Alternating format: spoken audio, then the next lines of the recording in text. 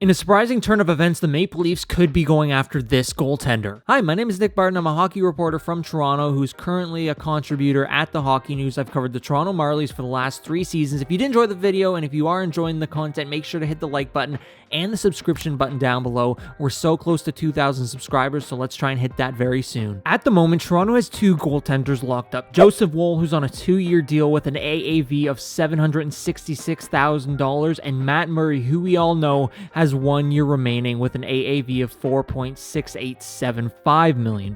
Toronto also has Ilya Samsonov, who's an RFA this season, and the Maple Leafs qualified him on June 30th, just 1 day before free agency began, and Samsonov elected to go to salary arbitration, and his hearing is set for July 21st, and the Maple Leafs can agree to terms with Samsonov on a new contract prior to that 21st deadline of July, but as of right now, there is an arbitration hearing between the Maple Leafs and Samsonov set for July 21st, but there's always the possibility, once again, that they can agree to a deal before that. Once the case between Ilya Samsonov and the Maple Leafs is settled, there will be a second buyout window that opens for Toronto, and it's possible that during that window, Toronto buys out Matt Murray. Now, according to Cap Friendly, if the Maple Leafs bought out the final year of Murray's deal, they would get hit with a cap hit of $687,500 in the first year and $2 million in the second year. So essentially what the Maple Leafs would be doing is removing his $4 million plus cap hit that they have right now,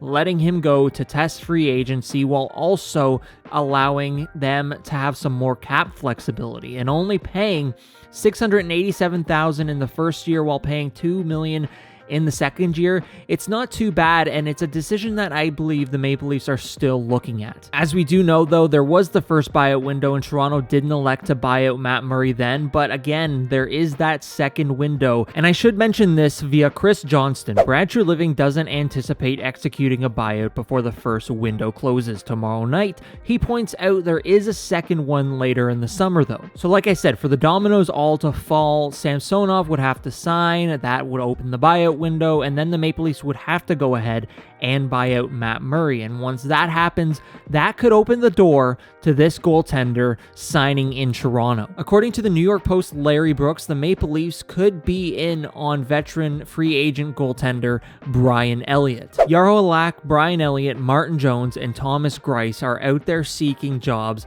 as backups, Brooks reports, with Elliott perhaps on his way to Toronto. This would be an interesting road for Toronto to go down, because if they lock up Samsonov, they buy out Matt Murray, they have Joseph Woll still there.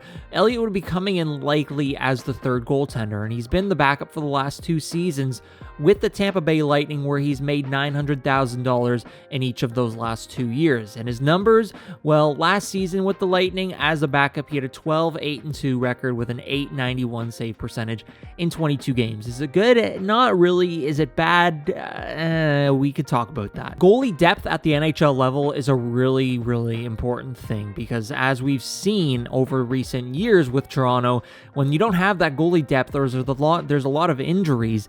Things can add up quick and things can go bad quick, as we've seen with the Maple Leafs at some points signing guys to ATOs who are playing at the University of Toronto to come in and be a backup goaltender. The interesting thing throughout all this, though, is would the Maple Leafs even be able to carry 3 goaltenders if they sign Brian Elliott? Because again, their caps restraints right now are really big, and there's not a lot of wiggle room to go about these players and keeping them on the roster. There might be a time during the season where they might be like, hey, we got to send a goalie down. And I think that they would go, if they had Elliott, Woll, and Samsonov, I think the best bet there that you're making is seeing Elliott get sent down via waivers rather than a guy like Joseph Woll, who's just in the midst of starting his NHL career. At the end of the day, though, it would be an interesting and good depth signing. I think that you're bringing a veteran guy like Brian Elliott in, and if he can stay up with the Maple Leafs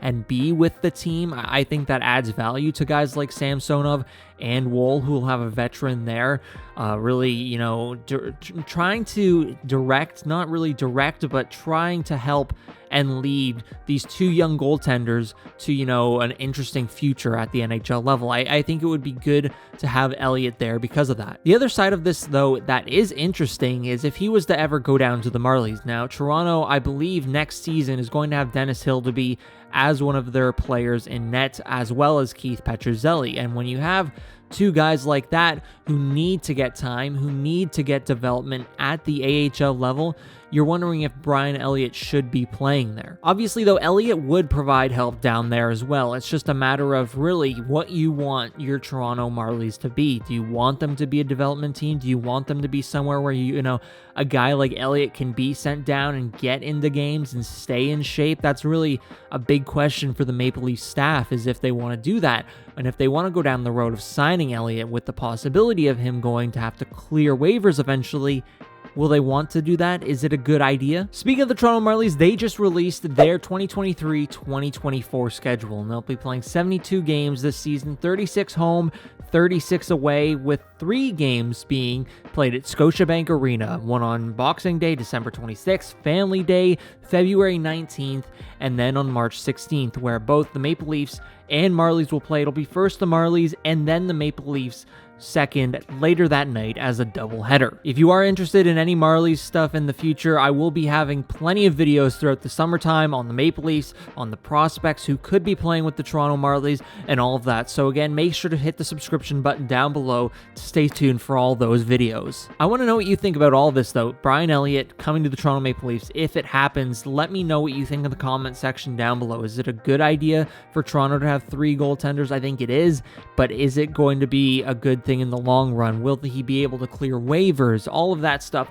Put your opinions in the comment section down below. I want to hear from you. Again, I do want to preface that there is a lot of positives with bringing a guy like Brian Elliott in, but all the dominoes have to fall. They have to get Ilya Samsonov signed to a number that works good for them. They have to then go out and buy out Matt Murray, which again is still up in the air. Who knows if the Maple Leafs are really going to do that? And then there comes a point of, you know, Brian Elliott still has to be a free agent and has to be there for them to sign. I mean, with Brooks's report here, it seems like Elliott could already have Toronto dead set on his mind. I'm not really too sure. It's just a report. It's not really anything substantiary or finalized or anything like that. So obviously we're going to have to wait and see what happens in the future with Samsonov, Murray, and Elliott, but it's going to be an interesting next week or so in Maple Leafs land. But that is going to be it on this video with Brian Elliott possibly coming to the Toronto Maple Leafs. If you did enjoy it, make sure to leave a like. If you really enjoyed it, subscribe. I'm looking at my subscriber count right now, 1,912 subscribers. We're going to try and hit 2,000 very soon. So if you're new to the channel, make sure to hit the subscription button down below and stay tuned for more of these videos. And if you already are subscribed, hit the bell so you get a notification for every time I upload. I want to thank you all so much for watching, and we'll see you in the next one.